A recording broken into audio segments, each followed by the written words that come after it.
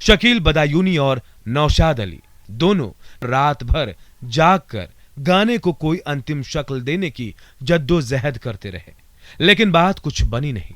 फिर अचानक संगीतकार नौशाद अली के दिमाग में पूर्वी उत्तर प्रदेश की बोली में चलने वाला एक ठेठ देशी जुमला किसी बिजली की भांति चमका, प्रेम किया का चोरी करी। और उसके बाद जो हुआ वो इतिहास है। प्यार किया कोई चोरी नहीं की, छुप छुप आहे भरना क्या। योजना बनी कि संगीतकार एस.डी. बर्मन के संगीत निर्देशन में तैयार हो रहे गानों को मोहम्मद रफी और लता मंगेशकर से गवाया जाए। और फिर ऐसा ही हुआ। सालों बाद दोनों साथ साथ आए और मिलकर ज्वेल थीप का ये गाना गाया।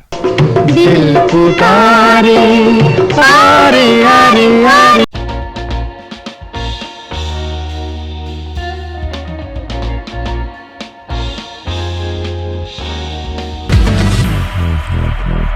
नमस्कार, ब्लैक एंड व्हाइट में आपका एक बार फिर स्वागत है।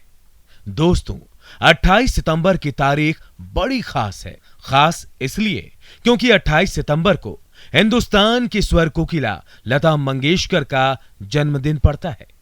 इसलिए इस मौके पर ब्लैक एंड व्हाइट अपने तमाम सब्सक्राइबर्स की तरफ से उन्हें उनके जन्मदिन पर ढेरों शुभकामनाएं देता है और ये प्रार्थना करता है कि ईश्वर उन्हें हमेशा स्वस्थ और प्रसन्न चित्त रखे। साथियों, इस एपिसोड में हम बात करेंगे गायिका लता मंगेशकर की, उनके गानों की और उनके साथ लंबे समय तक काम करने वाले साथी गायक मोहम्मद रफी की। तेरी चुनरी लहराई बरसात हो गई।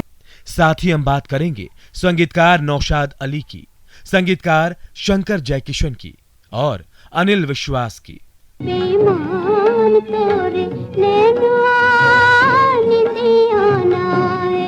दोस्तों, गायिका लता मंगेशकर के बारे में कुछ कहना सूरज को दिया दिखाना है।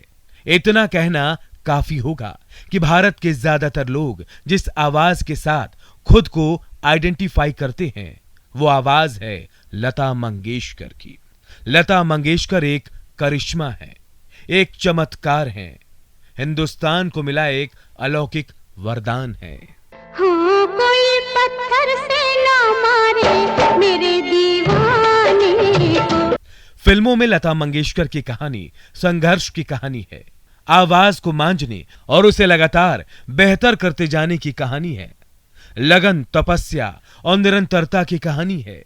ये देखने की कहानी है कि कैसे किसी की आवाज लोगों के सिर चढ़कर बोलती है और दशकों दशकों तक उनका असर कम नहीं होता है।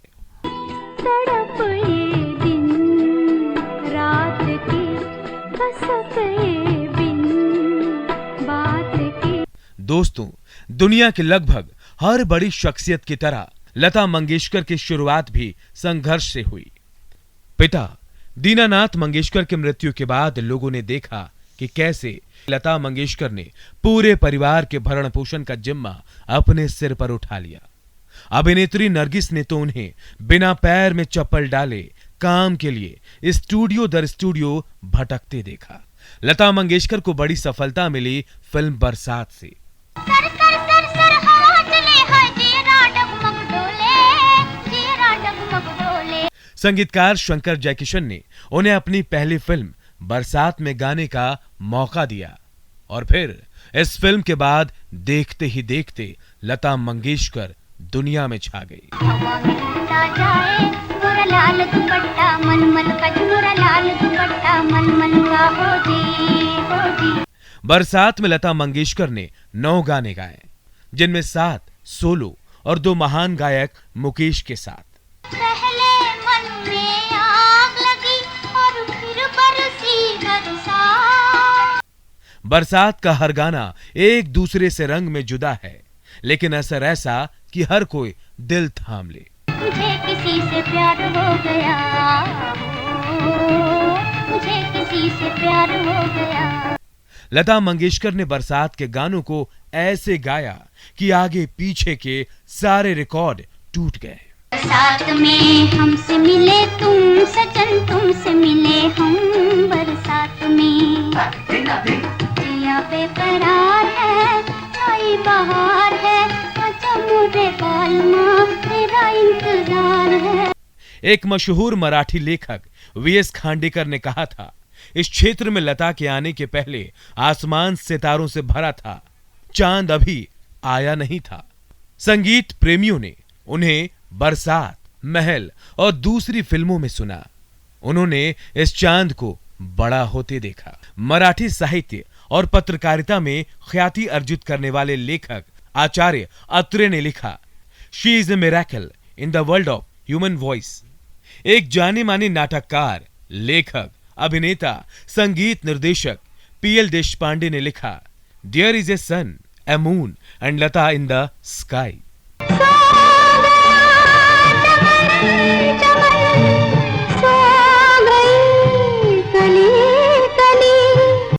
संगीतकार शंकर जयकिशन के लिए लता मंगेशकर ने अनेक यादगार गाने गाए। जाओ रे जोगी तुम जाओ रे, ये है प्रेमियों की नगरी। ये गाना है फिल्म आम्रपाली का, जो आई थी 1966 में। यहाँ प्रेम ही है पूजा, जाओ रे जोगी तुम जाओ रे। कहते हैं इस गाने के रिहर्सल के दौरान संगीतकार जयकिशन लता मंगेशकर की गायकी से बेहद प्रभावित हुए थे। इतना कि इस गाने की एक रिहर्सल के दौरान उन्होंने लता मंगेशकर से कहा था, कृपया गाते वक्त मेरी ओर मत देखो, नहीं तो मैं जोगी बन जाऊंगा। जाओ रे जोगी तुम जाओ रे। ये गाना लता मंगेशकर के करियर के बेस्ट गानों में से एक माना जाता है।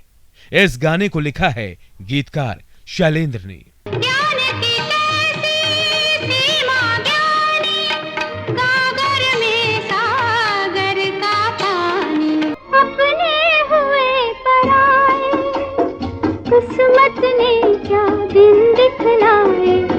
ये गाना है फिल्म अपने हुए पराये का, जो आई थी 1964 में। कुछ सोचो और कुछ हो जाए, हाय रे धीरज कौन बंधाए।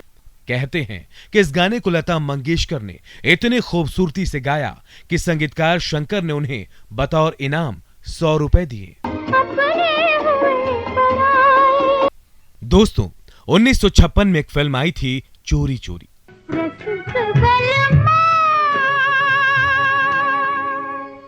लता मंगेशकर ने एक इंटरव्यू में कहा था कि मदर इंडिया जैसे फिल्म बनाने वाले महान फिल्मकार महबूब खान अपनी लंबी बीमारी के बाद जब ठीक हो रहे थे, तो उन्होंने लता मंगेशकर से कहा था कि वो रसिक बलमा गाना गाकर सुनाए।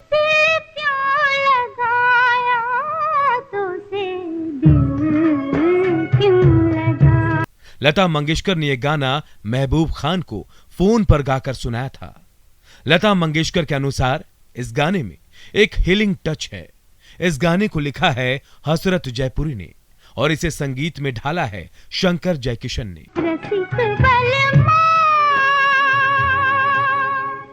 दोस्तों, शुरू में लता मंगेशकर की आवाज को कुछ संगीतकारों ने यह कहकर खारिज कर दिया था कि उनकी आवाज पतली है। लता मंगेशकर के मुताबिक संगीतकार गुलाम हैदर ने तब उन्हें काफी सपोर्ट किया था।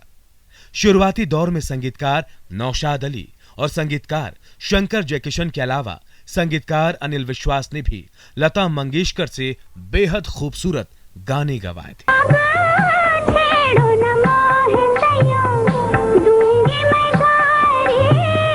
दोस्तों, लता मंगेशकर और मोहम्मद रफी ने मिलकर लंबा काम किया। जिसका डर था बेदर्दी वही बात हो गई। कहते हैं 40 के दशक के किसी वर्ष लता मंगेशकर ने अपनी बहन आशा भोसले का परिचय मोहम्मद रफी से ये कहकर कराया था कि ये रफी साहब हैं, बहुत बड़े गायक हैं, इन्हें नमस्कार करो। 50 और 60 के दशक में मोहम्मद रफी ने लता मंगेशकर के साथ मिलकर इस दुनिया को अनेक अमर गाने दिए। धीरे धीरे चल चांद गगन में। 60 के शुरुआती वर्षों में शुरू हुए रॉयल्टी विवाद के बाद लता मंगेशकर और मोहम्मद रफी ने साथ गाना बंद कर दिया था। कहीं ढल ना जाए रात, टूट ना जाए सपने। इस विवाद की वजह से महेंद्र कपूर, सुमन कल्याणपुर और शारदा को गाने के अवसर ज्यादा मिले। ऐसा कई साल तक चला, लेकिन दुनिया लता मंगेशकर और मोहम्मद रफी के गानों की दीवानी थी। बाजार उन दोनों के डुएट का मुरीद था। लिहाजा काफी समय के बाद आखिर दोनों के बीच सुलह की कोशिश हुई, जिसमें संगीतकार जय किशन ने अहम भूमिका निभाई। जब मोहम्मद रफी और लता मंगेशकर के बीच समझौता हुआ, उस वक्त देवानंद की फिल्म ज्वेल थीप तैयार हो रही थी। योजना बनी कि संगीतकार एस.डी. बर्मन के संगीत निर्देशन में तैयार हो रहे गानों को मोहम्मद रफी और लता मंगेशकर से गवाया जाए, और फिर ऐसा ही हुआ। सालों बाद दोनों साथ साथ आए और मिलकर ज्वेल थीप का ये गाना गाया। दिल पुकारे, आरे आरे आरे। यह फिल्म आई थी 1967 में। दोनों कई साल बाद साथ आए थे, इसलिए कई बार अंतरे पर ऐसा लगता है जैसे मोहम्मद रफी इन पंक्तियों पर ज्यादा जोर दे रहे हैं। बरसों बीते दिल पे काबू पाते। खैर, लता मंगेशकर और मोहम्मद रफी ने फिर साथ गाना शुरू किया और दुनिया ने चैन की सांस ली। इस गाने को लिखा है मजरू सुल्तानपुरी ने। यहां हम आपको बता दें कि लता मंगेशकर ने रफी साहब के साथ कुल 413 युगल गीत गाए हैं। दोस्तों, रॉयल्टी विवाद ने लता मंगेशकर और मोहम्मद रफी के बीच भले ही कुछ समय के लिए दूरियां पैदा कर दी थी, लेकिन लता मंगेशकर हमेशा मोहम्मद रफी की मुरीद रहीं। 31 जुलाई 1980 को रफी साहब के इंतकाल के बाद लता मंगेशकर ने उन्हें ये कहते हुए श्रद्धांजलि दी, हम में से किसी के पास वह वोकल रेंज नहीं है जो रफी भैया के पास थी। उनके साथ गाना सम्मान और आनंद की बात थी। उनके जैसा गाने वाला कभी कभी ही आता है। नाकड़ियां झुकाई है तो है जरा खफा खफा।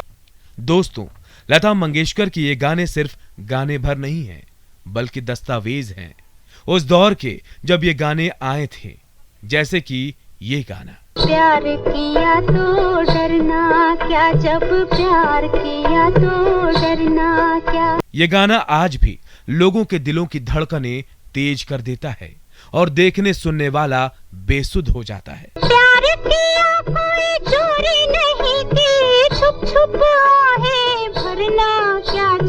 कहते हैं कि जब के आसिफ के निर्देशन में मुगले आजम बन रही थी, तो मधुबाला के डांस वाले इस गाने पर बात कुछ बन नहीं पा रही थी।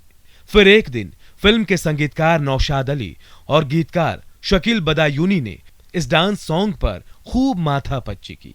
शकील बदायूनी और नौशाद अली दोनों रात भर जाग कर गाने को कोई अंतिम शक्ल देने की जद्दोजहद करते रहे, लेकिन बात कुछ बनी नहीं। फिर अचानक संगीतकार नौशाद अली के दिमाग में पूर्वी उत्तर प्रदेश की बोली में चलने वाला एक ठेठ देशी जुमला किसी बिजली की भांति चमका, प्रेम किया का चोरी करी।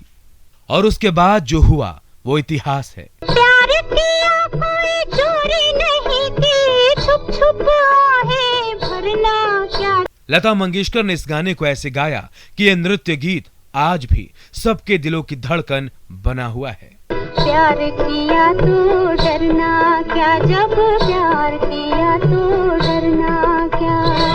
दोस्तों, यहां यह बता देना ठीक रहेगा कि लता मंगेशकर ने संगीतकार नौशाद अली के लिए कुल 167 गाने गाए हैं। इस एपिसोड में आज इतना ही। अगले एपिसोड में आपसे फिर होगी मुलाकात। तब तक के लिए हमें दीजिए इजाजत।